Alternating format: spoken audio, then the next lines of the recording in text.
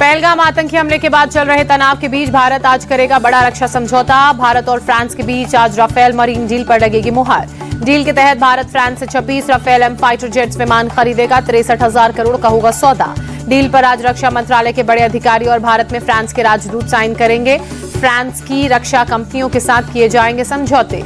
France के रक्षा मंत्री और भारत के रक्षा मंत्री राजनाथ सिंह के बीच आज वीडियो कॉन्फ्रेंसिंग के जरिए मीटिंग होगी। सूत्रों के मुताबिक डील से पहले होगी मीटिंग। एलओसी पर पाकिस्तान की नापाक हरकत जारी, फिर किया सीज फायर का उल्लंघन।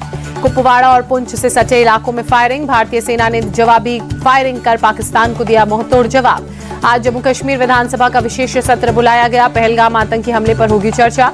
पहलगाम हमले के बाद धीरे धीरे सुधर रहे हैं हालात। कई विदेशी पर्यटक पहुंचे पहलगाम। हालांकि आतंकी हमले वाली जगह बैसरन घाटी जाने की है फिलहाल मनाही। श्रीनगर में भी दिखने लगे पर्यटक। डल झील पर शिकारा की सवारी का लुत्फ उठा रहे हैं। बाग बगीचों में घूमते भी नजर आए। पाकिस्तानी नागरिकों के सभी मौजूदा वीजा रद्द का फैसला आज से लागू। पहलगाम में आतंकी हमले के बाद भारत ने जारी किया था आदेश। पिछले 4 दिनों में कुल 537 पाकिस्तानी नागरिक अटारी वाघा बॉर्डर के जरिए वापस जा चुके हैं। पिछले 4 दिनों में अटारी वाघा बॉर्डर से 850 भारतीय पाकिस्तान से लौटे। 14 राजनयिक और अधिकारी भी शामिल।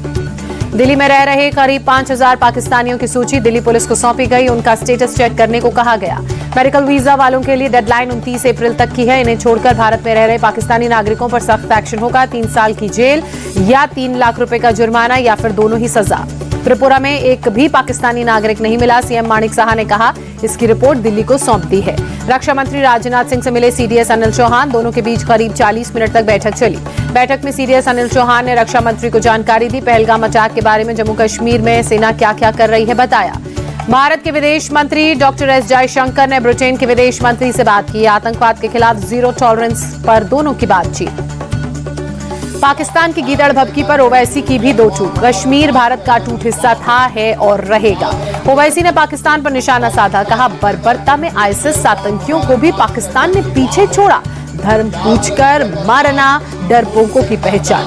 पहलगाम आतंकी हमले के बाद पूरे भारत में हाई अलर्ट। पोरबंदर के तट पर की जा रही है समुद्री गश्त। पुलिस के जवान समुद्र में नाव की कर रहे हैं जांच। रणनीतिक बिंदुओं पर तेज की गई जांच। कांग्रेस नेता मणिशंकर अय्यर के सवाल पर बवाल। बीजेपी ने कहा कांग्रेस अब भी नहीं बदली है। उसके नेता आतंकियों का समर्थन करते हैं। एक प्रोग्राम में मणिशंकर अय्यर ने पूछा था सवाल, 22 अप्रैल को पहलगाम में जो भयानक त्रासदी हुई थी, क्या उसमें देश के विभाजन के अनसुलझे सवाल नहीं दिखते? पहलगाम हमले पर बोले कांग्रेस सांसद शशि थरूर, भारत के पास कई विकल्प हैं, मुझे विश्वास है कुछ एक्शन तो होगा। बिलावल भुट्टो के बयान पर शशि थरूर ने कहा पाकिस्तानियों को समझना चाहिए अगर हमारे यहाँ खून बहेगा तो उससे ज्यादा पाकिस्तान में खून बहेगा। जम्मू कश्मीर के सीएम उमर अब्दुल्ला ने कहा आतंकी हमले के दोषियों पर सख्त कार्रवाई हो, लेकिन निर्दोष लोगों को परेशान न किया जाए। सीएम सिद्धारमैया के बयान के विरोध में कर्नाटक की सियासत गरमाई। आज बेंगलुरु में बड़ा प्रदर्शन। आतंकी हमले से नाराज साधु संतों और आम लोगों ने प्रयागराज में दशाश्वमेध घाट पर पाकिस्तान का पिंडदान किया। देश के अलग अलग हिस्सों में पहलगाम आतंकी हमले के खिलाफ प्रदर्शन जारी। आज भोपाल में होगा बड़ा प्रदर्शन। पहलगाम में गुर्जर और बक्करवाल समुदाय के लोग सड़कों पर उतरे, आतंकी हमले का विरोध किया। जम्मू कश्मीर के आरएसपुरा में बीटिंग रिट्रीट का आयोजन। बीएसएफ जवानों ने पहलगाम आतंकी हमले में मारे गए लोगों को दी श्रद्धांजलि। अवैध घुसपैठियों के खिलाफ लगातार दूसरे दिन वडोदरा पुलिस की कार्रवाई। 200 पुरुष और 100 महिला संदिग्ध बांग्लादेशियों का वेरिफिकेशन। गुजरात की वलसाड़ पुलिस ने भी पिछले 24 घंटे में 300 से ज्यादा संदिग्ध लोगों को पकड़ा। गृहमंत्री हर्ष सांघवी ने जानकारी दी। दिल्ली में बाबा बागेश्वर धाम की कथा का आयोजन। पश्चिम विहार में पंडित धीरेन्द्र कृष्ण शास्त्री ने हनुमान कथा सुनाई। सीएम रेखा गुप्ता, सांसद मनोज तिवारी समेत कई नेता शामिल। मंदसौर में कार कुएं में गिरी। दर्दनाक हादसे में कुल 12 लोगों की मौत, 4 लोग सुरक्षित निकाले गए।